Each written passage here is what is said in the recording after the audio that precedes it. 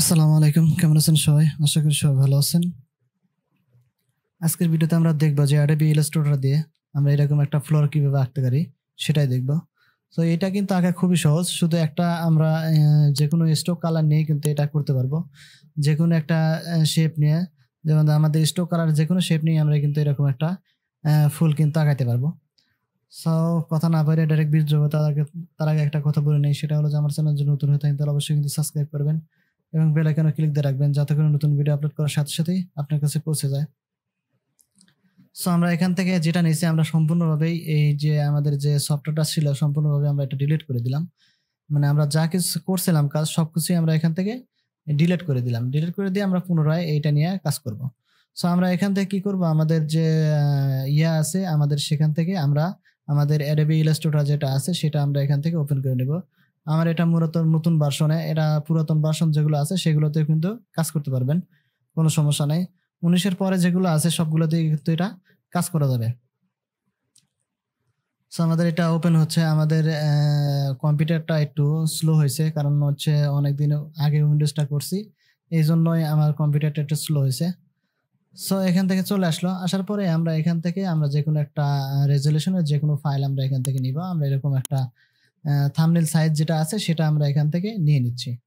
তো এখান থেকে আমরা এটা ক্রিয়েট করে নিলাম।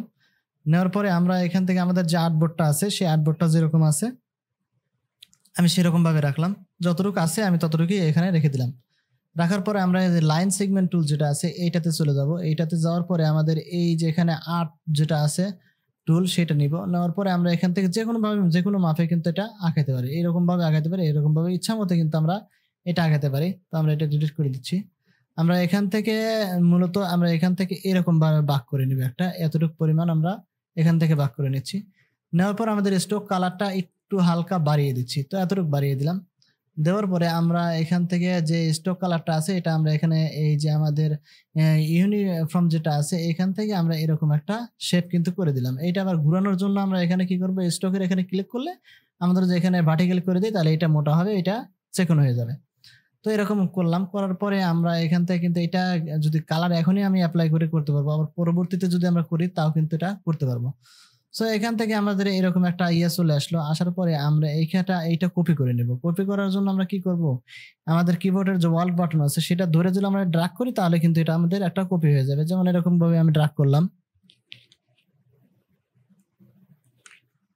এই যে আমার এখানে কিন্তু একটা কপি কিন্তু হয়ে গেছে। কিন্তু এরকম ভাবেই আমরা মূলত করব। তো এটা আমরা নিচে নিচে করব, ঠিক আছে, যাতে করে আমাদের এটা সুবিধা হয় আসতে, যাতে আমাদের এটা সুবিধা হয়। তো আমরা এখানে এইটা ধরে তারপর আমরা আমাদের যে আছে সেটা নিয়ে আমরা এটা কাজ করব।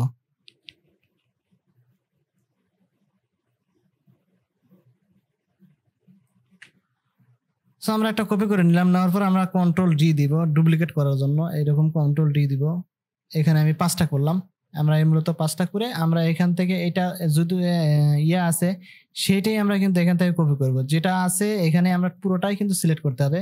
পুরোটা সিলেক্ট না করলে কিন্তু আমাদের এটা কাজ হবে না। তো পুরোটাই আমরা সিলেক্ট করব, করার পরে আমরা এখান থেকে আমরা করতে পারবো। এখান থেকে আমরা এই যে ট্রান্সফর্মে যে আমরা এইটা আমরা ঘুরিয়ে দেব, ঠিক আছে। ঘুরিয়ে দেওয়ার জন্য আমরা এখানে ভার্টিক্যাল সিলেক্ট করে আমরা এখান থেকে কিন্তু কপি দিব, ওকে কিন্তু দিব না, আমরা এখান থেকে কপি দিব। তাহলে কিন্তু আমার এখানে একটা কপি হয়ে গেল। এখন আমরা যদি এটা জোড়া লাগিয়ে দিই এরকম ভাবে, এই যে আমাদের কিন্তু এটা সুন্দরভাবে হয়ে গেল। আমরা এটা ডিলিট করে দিচ্ছি।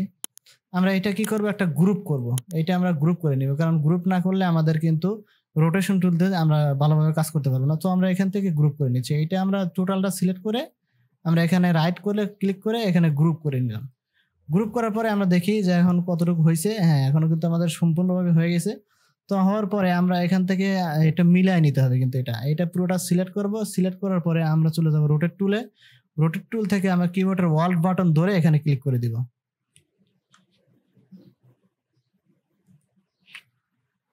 তো এখানে অল বাটন ধরে ক্লিক করার পরে আমরা এখানে কত ডিগ্রি অ্যাঙ্গেলে নিতে চাচ্ছি সেটা, আমরা যদি 6টা করতে চাই কি 5টা করতে চাই তাহলে আমরা এখান থেকে 360 ডিগ্রি দিব। দেওয়ার পরে ভাগ দিব কয়টা, 6টা। মানে আমি 6টা করতে চাচ্ছি তাহলে 6টা দিব। আমরা এখান থেকে কপি দিব। কপি দিলে আমাদের এখান থেকে কিন্তু খুব সুন্দরভাবে এটা হয়ে গেছে। তো এখান থেকে আমরা কি করব, কন্ট্রোল ডি দিব।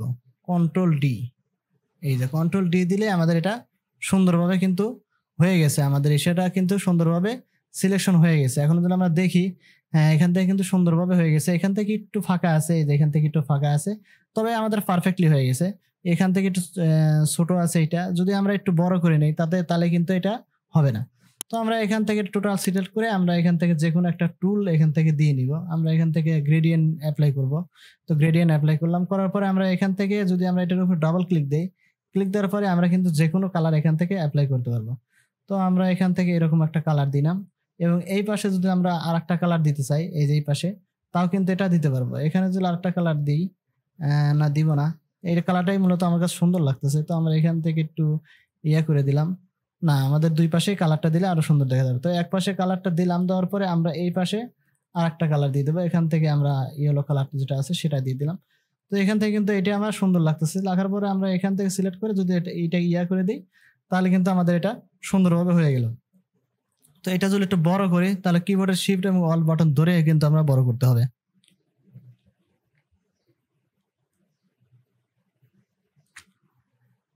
এটা কিন্তু আমাদের সুন্দরভাবে কিন্তু হয়ে গেছে। এখন যদি আমরা চাই যে এখান থেকে এই যে আমাদের যে ইয়াটা আছে, এই যে এখান থেকে একটু জোড়া কিন্তু লাগেনি, এই যে এটা যেমন জোড়া লাগছে, এটা কিন্তু জোড়া লাগেনি। তো আমরা এখানে যদি সমান করে নেইনি, এই জন্য কিন্তু মূলত এরকম হচ্ছে। যদি আমরা এখানে মাপ করে সমান করে নেই, তাহলে কিন্তু এটা হবে না। তো এখান থেকে একটা রেক্টাঙ্গেল শেপ নিব। আমি এখান থেকে পুরোটাই একটা রেক্টাঙ্গেল শেপ নিয়ে নিচ্ছি। আমাদের যে পুরোটা ইয়ে আছে সেটাই আমরা পুরোটা নিয়ে নিলাম। নেওয়ার পরে আমরা এখানে সিলেকশনে যে আমরা এটা সমান সমান করে দিচ্ছি। এটা আমরা একটু সমান সমান করে দিচ্ছি, এইভাবে সমান সমান করে দিচ্ছি।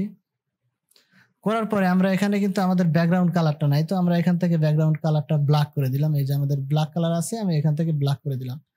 সরি, আমরা এখান থেকে ব্ল্যাক কালারটা সিলেক্ট করে আমি এখান থেকে ব্ল্যাক করে দিলাম।